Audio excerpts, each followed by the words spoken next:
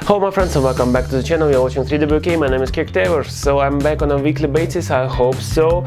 And it's Saturday, and what are we gonna do? Yes, we're gonna review the latest episode of Friday Night SmackDown. So let's decide, was it a good show, was it a bad show, and we will get a like or dislike. Let's go my friends!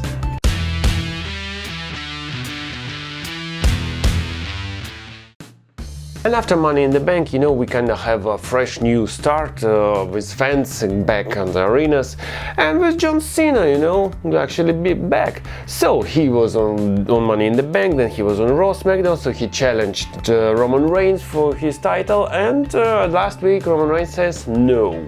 So, of course, we started this show again with John Cena. And I must say, it was really great sex jokes about, yes, Mr. Missionary. Yeah, Roman Reigns referring to John Cena, so John Cena was like, it's kind of okay, So, of course, John Cena was saying that, Roman Reigns is just scared of him because he knows that he can beat him because Roman Reigns is just a nobody, so he was do gimmick after gimmick after gimmick because he even doesn't know who he is and all that stuff. Of course, yeah, he was talking trash about Roman Reigns. Then who comes out? It's not Roman Reigns, it was Baron Corbin. And it was a really funny joke, like John Cena was watching and yeah, people tell me that you suck, but I even don't know who you are. And then it was like, well, yeah, it's you, it's Baron Corbin. And do you remember history between Baron Corbin and John Cena? It was like SummerSlam 2017, I think, yeah, the time where Baron Corbin tried to cash in his Money in the Bank contract on Jinder Mahal. John Cena interferes, he loses, then they battle on SummerSlam and John Cena beats him also, so yeah, some kind of history here. Baron Corbin was telling like, hey, John Cena, you are the movie star, so yeah, you have a new movie coming out soon, Suicide Squad 2, so maybe I can be a stuntman. So something like this, maybe you can give me some pass to Hollywood, maybe you can give me just some cash. So after this, John Cena was like going into his pocket. He was like, I don't know how much was it, 20-50 bucks, and yeah, Baron Corbin was like, what the hell is this all? So after that, of course, he was angry at John Cena, so he said that you are a sellout and all this stuff. And then, well, of course, what John Cena did, he said that, Baron, you just need some attitude adjustment. And so he hit the AA, and that was our opening segment on SmackDown. And I say, quite good, I'm really happy to see John Cena back on my TV. So, he's good, so good start. Well, and then we continue the program between Usos and Mysterio. So this week it was Jimmy Uso versus Rey Mysterio, and Rey Mysterio won here, by help with the legs of Dominic. So, at Money in the Bank the Usos won like this, then last week Jey Uso won over Dominic Mysterio, and this week the same stuff but with Rey Mysterio, yeah, and Jimmy Uso. So, it's kind of repetitive, it's rematch after rematch again, but I must say that these matches are good, and I say that the storyline is quite okay, so the Usos, need some kind of a major program, because, yeah, they are the tag champs, after all, yeah, with the Roman Reigns, with our tribal chiefs, so it's quite okay, I would say. And at SummerSlam, I hope that this time they're gonna have a match, but at SummerSlam, at pay-per-view, not at the pre-show, kickoff show, or whatever it is. So let's do this rematch at SummerSlam, and I think it will be a great match. Then it was time for our women's champion, Bianca Belair. So we've got the footage from last week, which actually was quite interesting, yeah, because SmackDown took part on the arena, and then we have a couple of matches in this festival, yeah. So quite unique stuff, yeah, and as Michael Cole said, that it was for the first time ever where SmackDown actually took part in two different areas. So interesting, I must say, different camera angles, so it was good.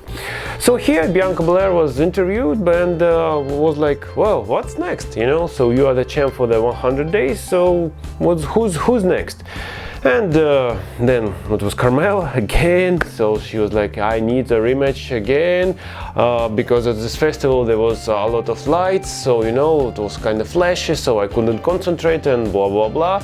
So then it was Zelina Vega, and you know, at this moment I was like, no, no, no. At SummerSlam they won't be Carmella, they won't be Zelina Vega. There must be someone huge. And then after some time Zelina Vega and Carmella started to beat Bianca Belair, and then boom, yes, this surprise comes here, and it was Sasha Banks. So she's back. So we haven't seen her since WrestleMania. Can you believe that? And yeah, she helped Bianca. So and they hugged. And yeah, it was a very nice, good segment, so the crowd was loving it, so they were popping for Sasha Banks, so good. And you know, after this segment it was announced that our main event will be Bianca Belair and Sasha Banks versus Zelina Vega and Carmella. So a lot of women's main event matches, you know, at Raw, right now at SmackDown, and it's good, I like that. So after this it was time for our 24/7 championship, and we've got the interview with Reggie. So he says that he's ready for everybody, because it was announced that there will be a title match defense, but it wasn't announced who against it will be. Reggie was ready for this, and he got in the ring, and then it was time for Alpha Academy. And you know, at this time I was like, man, so Alpha Academy was really, you know, on a roll, so they were huge, and then they get flushed into this 24/7 championship segments. I was like really disappointed at the beginning, but then, you know, it was, I must say, it was okay, you know, just to feel the show, because yeah, it was Chad Gable versus Reggie, so very athletic Reggie, I mean, you know, flopping like, I don't know, in some Cirque du Soleil, yeah, so he's good, really. So, and after some time Otis got involved, and of course it was a disqualification, so Reggie still your champion. And well, I don't know what's really next for Alpha Academy, but really they've got some momentum right now, and well, I don't know, for the tag team gold, yeah, it's Usos versus Mysterios, but with this Chad Gable and Otis, it's something we need to do. And then, my friends, of course, it was time for our contract signing, our tribal chief Roman Reigns and Finn Balor.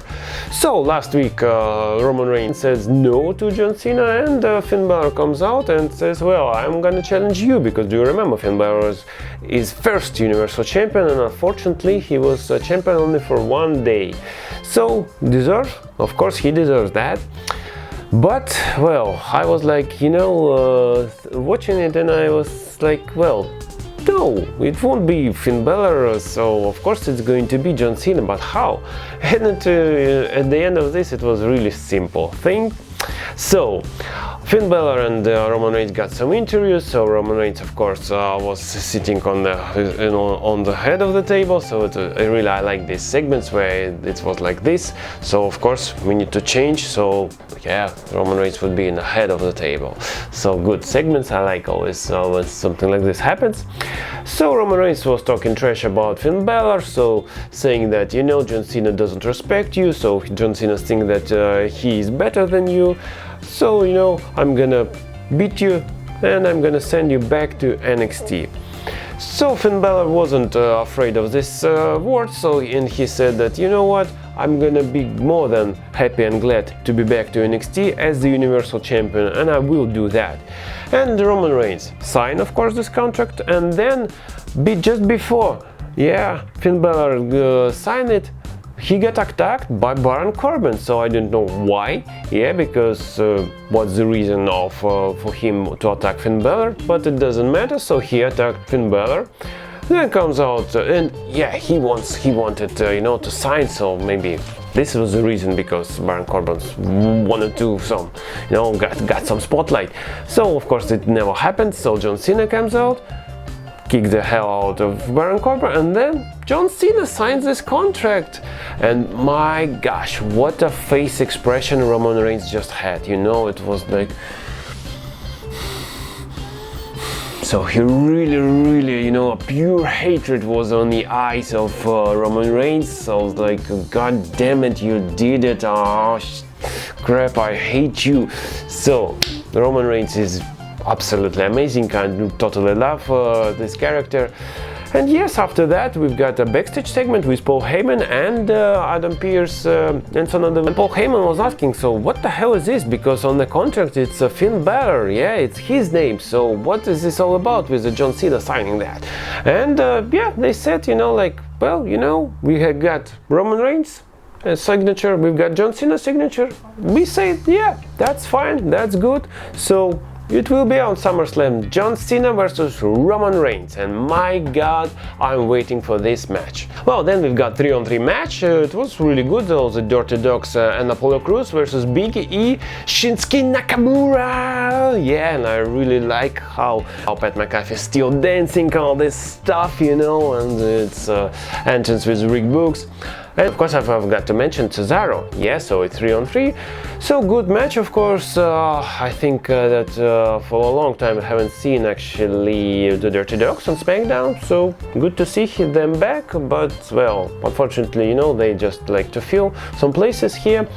So what's the ending of this match was Shinsuke Nakamura actually pinning Apollo Crews, and I think that this is the direction that we are heading to SummerSlam, so it might be Shinsuke Nakamura versus Apollo Crews, and really, if they do this, so Shinsuke should win, because you know, Shinsuke Nakamura right now, you know, somehow, I don't know, yeah, he's on a roll again, so with this Rick Books, so really, you know, people love this, so I think, yeah, we need to push Shinsuke Nakamura right now as hard as we can. And Big E, you know, he's still your Money in the Bank contract and guy, so what's going to happen right now with him? Well, I'm not sure, because, you know, he won, and right now, you know, nothing just happened, so not so much attention for him, so he's just there, and well, maybe it's okay right now, because, you know, he got 1 year to cash in, so let's see. And then we continue with the Edge and Seth Rollins, and my god, yeah, I'm waiting for this match at SummerSlam, and 1,000,000%, of course, it's going to happen. So, at Money in the Bank, as you know, Roman Reigns was defending his title against Edge. Seth Rollins got interfered, and because of this interfering of Seth Rollins, Edge lost at Money in the Bank.